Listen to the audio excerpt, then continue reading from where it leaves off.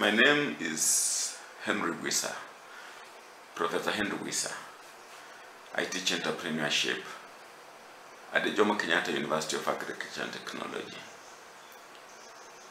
Yes, on the 20th of October this year, 2020, at the Gusii Stadium in Kisii County, President Uhuru Kenyatta recognized and honored the Bukusu. You can see some of the Bukusu pictures here, cultural pictures, a variety of them. And today I want to talk about that recognition.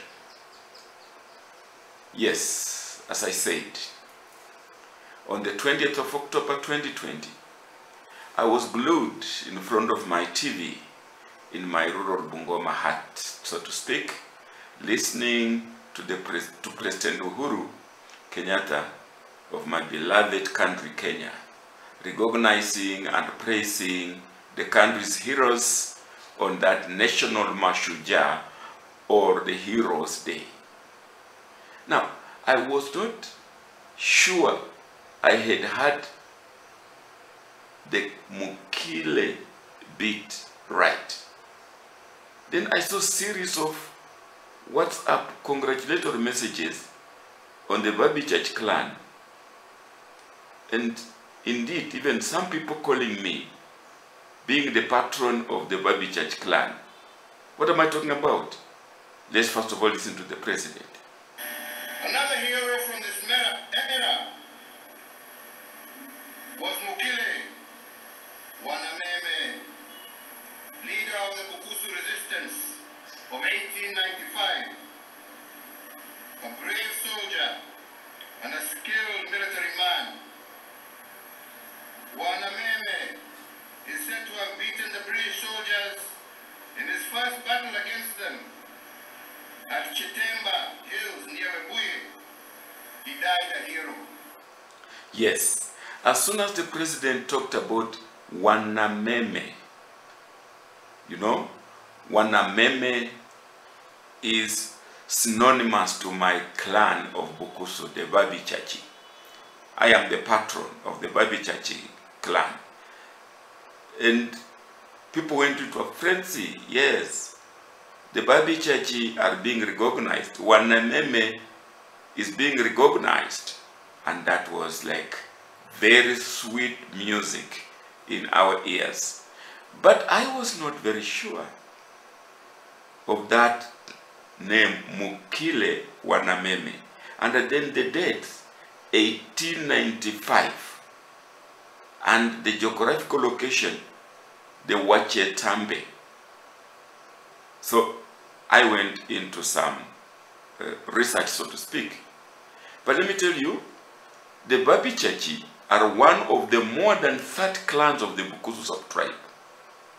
The Bukusu are one of the about 17 Kenyan tribes of the Luya, a Bantu people in East Africa. They are the largest, that Bukusu, they are the largest subtribe of the Luya nation, making up about 17% of the Luya population. Now, the Babi Chachi have a hero in the name of Elijah Masinde Wanameme, or Mwasame, son of Mwasame, who happens to be my own uncle, born around 1910, 1912 in Kimilili, Bungoma district. Then, he started out as a footballer who captained a football team from Kimilili. He also played for the Kenya national team in the Ghost Stage Cup against Uganda in 1930. By the end of 1940s, he had risen to the rank of a junior elder within his Kimilili community. He became increasingly anti-colonial, that angle of mine. In 1944, he led a number of localized defiance campaigns against the colonial authorities and was imprisoned many times as a result. At one time, he was kept in Mathare Mental Hospital and in Lamu. Elijah Masinde was the founder of Dini ya Msambwa religion. He was an ardent opponent of colonial regimes of Kenya. He was a hero in his right. So immediately the president mentioned Nameme, Wanameme, I think people, particularly from my clan, thought it was our uncle who is being recognized. But the hitch was the year 1895 and the name Mukile. Now, having done my casual research, it became clear to me that the president's speech had a typo, an error. The Mukile Wanameme is actually Mukite Wanameme. And here is the story of Mukite Wanameme as I know it from oral history.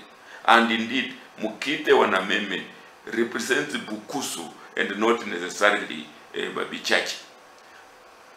So, from my oral history, there was a Babukusu, originally called Kitoshi, resistance against the colonials in 1895, which was led by Mukite Wanameme. He was a spiritual leader who had instilled a sense of unity among his people. The Bukusu resisted because, one, they did not want to lose their land to European settlers. Two, they feared that Nabongo Mumia would get support from the Europeans to extend his kingdom into their territory.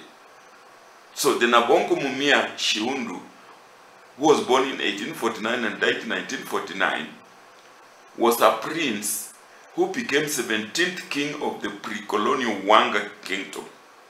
The Wanga are a sub-tribe of the Luya nation. The other reason the Bukusu resisted because they wanted to preserve their culture. So, they resisted. Now, the first clash between the British soldiers and the Ababukusu army was on Chetambe Hills near Webuye. The Ababukusu soldiers defeated the British soldiers. However, the British later managed to defeat the Ababukusu because, one, the British were better armed. Two, neighboring kingdoms like the Abawanga supported the British. And three, the British got help from other foreigners who came in from Uganda and from the coast. These foreigners were mainly traders. So there was a combined force against the Bukusu. That was 1895. Now, oral history has it that in the days gone, and I estimate it to be around 1800, long before the white man came and cheated us that walking half naked was a bad idea. Although, while in German some years back, I saw men, women, children completely naked at the beaches. A father is naked in front of a daughter. A mother is naked in front of the son. Feeling very okay. I was really shocked kind of on the beaches. Now, around that time, the 1800, the Teso were fierce warriors. The Bukusu called them Vamia. So these Vamia, as they were called then by the Bukusu, would brazenly raid Bukusu villages in broad daylight. They would come, spears, come to raid the Bukusu broad daylight. They would burn the Bukusu homes, loot and destroy crops and property, leaving the land desolate as the hapless Bukusus fled into exile to various locations in Luya land and even Luo land to Port Victoria, where the Abanyala men crudely treated their wives. So the Tesos, the Bamias,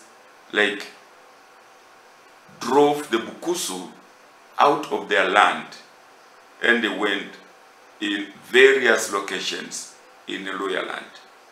Now, among the Bukusu people in exile in Ebu Kabalasi or Kabras, which is yet another Luhya nation subtribe, was a 1790 born orphan called Mukite, whose parents had been killed by Bamia.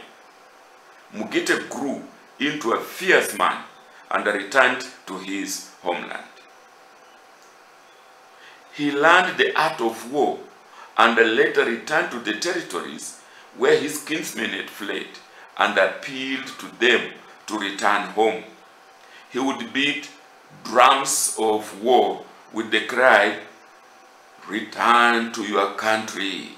Do not leave your country in ruins." He appealed to the Bukusus who had fled, conflict, assimilated far away from their land. Now, when the Bukusus hearkened to his call and came back home, he radically reorganized military training and organization.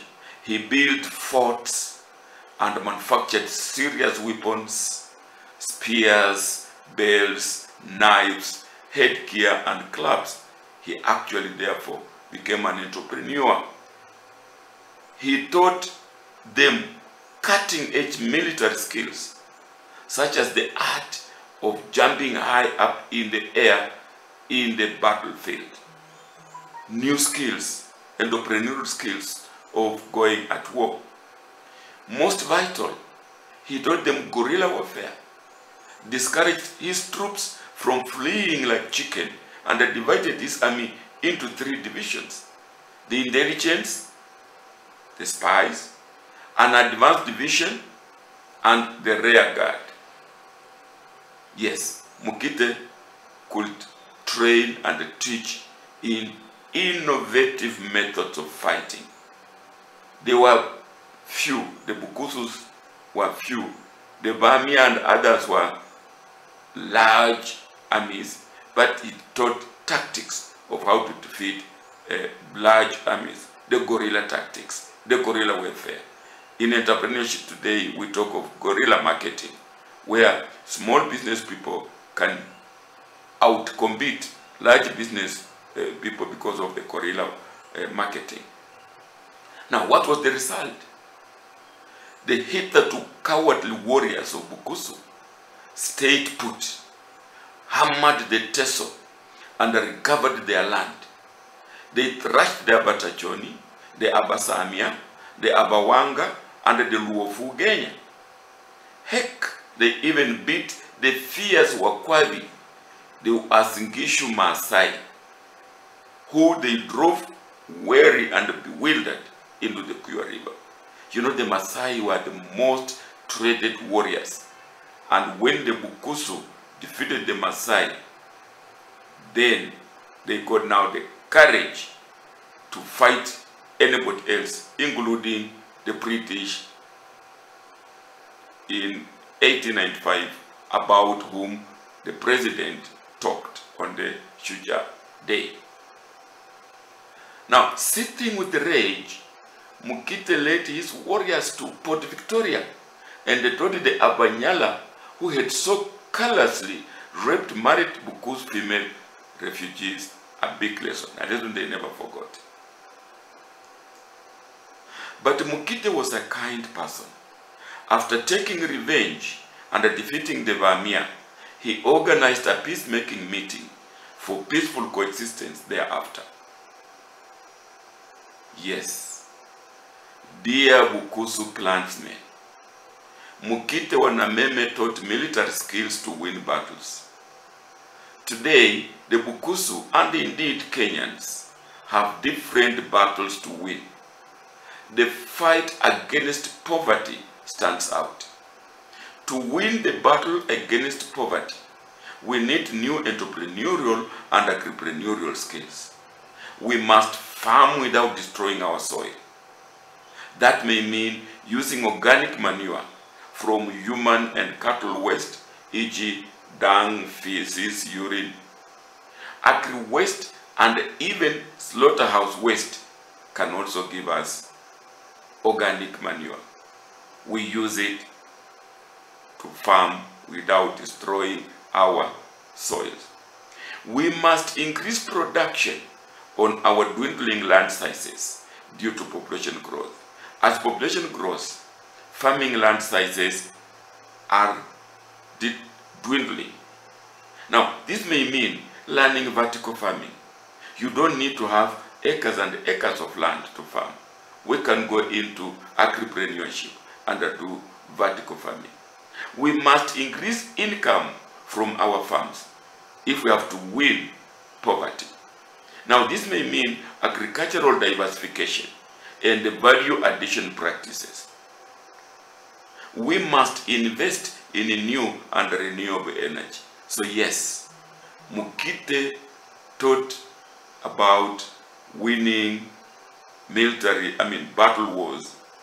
We still have to win other wars. I've just mentioned poverty. There are other wars.